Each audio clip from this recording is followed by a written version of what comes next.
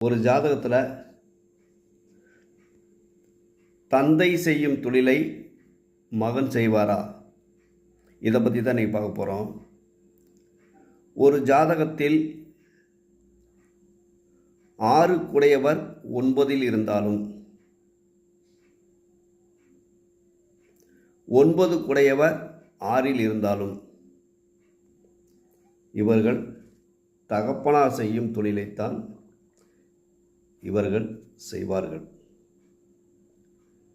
இப்போ அப்பா செய்கிற தொழிலை பையன் செஞ்சிட்டோம்.